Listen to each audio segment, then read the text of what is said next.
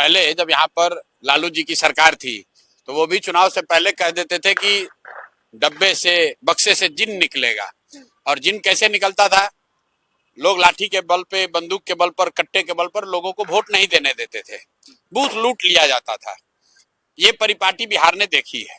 अब ये जो भाजपा एनडीए के लोग हैं, इन्होंने नया चीज शुरू किया है, उम्मीदवार लूटने का। पहली बार स्वतंत्र भारत के इतिहास में, लोकतंत्र में ये हो रहा है जहां की सामने वाली पार्टी के उम्मीदवारों को सामने से बैठकर, डराकर, समझाकर, प्रलोभन देकर उनसे नॉमिनेशन विड्रॉ कराया जा रहा है। और पिछले 4-5 दिन में घटना हुई जिसको हम लोग देख रहे हैं। और देखने के बाद आज मैंने प्रेस में बताया है कि भाई देश की जनता देखे कि जिस दानापुर से भाजपा बता रही है कि रीतलाल यादव बहुत बड़े क्रिमिनल हैं, बहुत बड़ा बाहुबली नेता है, उनके सामने भाजपा को वोट पड़ना चाहिए, वहां पर जनसुराज का जो उम्मीदवार अखिलेश कुमार उर्फ मुटुर शाह, जो उस दिन नामांकन के अंतिम तिथि के दिन गायब हो गए, लोगों ने कहा कि रीतलाल यादव ने इनको उठा लिया। पूरे दिन कहाँ गए अखिलेश जी, कहाँ गए मुटुर शाह, कहाँ गए? जो चित्र बाहर आया है वो पता चल रहा है कि उस दिन वो अमित शाह जी और धर्मेंद्र प्रधान जी के साथ बैठे हुए थे। तो मेरा सीधा सवाल ये है कि सर, आप दुनिया के सबसे बड़े पार्टी के नेता हैं, आप गृह मंत्री हैं, एक सज्जन शिक्षा मंत्री हैं, आप चुनाव के नॉमिनेशन के दिन जन सुराज के उम्मीदवार के साथ उसको अपने साथ क्यों बैठाए हुए थे? वो क्या कर रहे थे?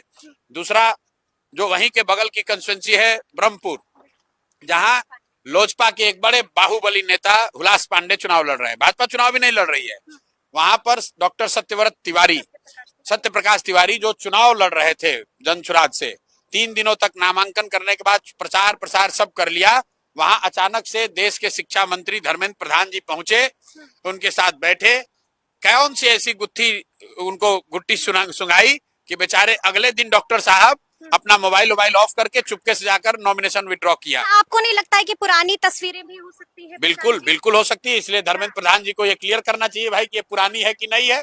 हमने कैमरे पर बोला है कि अगर ये जिस दिन डॉक्टर साहब ने अपना नॉमिनेशन वापस लिया है उसके एक दिन पहले की तस्वीर नहीं हो तो धर्मेंद्र प्रधान जी क्लियर कर दें, मैं राजनीति से संन्यास ले लूंगा। राजनीति से संन्यास? ये बाजाप्ता इन्होंने जब जनसुराज की ओर से नॉमिनेशन फाइल कर दिया, प्रचार प्रसार शुरू कर दिया, भाजपा के नेताओं को ये डर हुआ, लोजपा के नेताओं को कि अब वो चुनाव हार जाएंगे, तब इस देश के शिक्षा मंत्री, मैं बहुत जिम्मेवारी से कह रहा हूँ, देश के शिक्षा मंत्री धर्मेंद्र प्रधान जो बिहार में चुनाव के प्रभारी हैं, ये उस डॉक्टर के घर गए, रात में उसको किसी भी तरीके से समझाया हो, डराया हो, प्रलोभन दिया हो, मैं नहीं जानता हूं, लेकिन अगले दिन उस डॉक्टर ने अपना नामांकन वापस लिया है।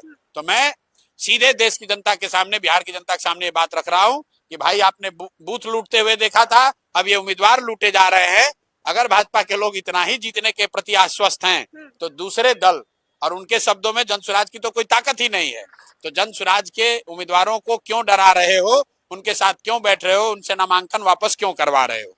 आप किसी को बल से डराइएगा तो जनता मालिक है, जनता भी देख रही है। आपका चाल चरित्र चेहरा पूरे बिहार को दिख गया कि आप लालू जी को बूथ लुटेरा बताते हैं, राजद को गुंडा बताते हैं, राज को जंगल राज बता रहे हैं, और भारत के गृह मंत्री और भारत के शिक्षा मंत्री आकर खुलेआम अपने प्रतिद्वंदी पार्टी के नेताओं के साथ बैठकर उनसे नॉमिनेशन विड्रॉ करा रहे हैं। तो इसको क्या कहा जाएगा? इसको गुंडागर्दी कही जाएगी कि नहीं? इसको लोकतंत्र का हत्या बताया जाएगा कि नहीं? ये बिहार की जनता को तय करना है।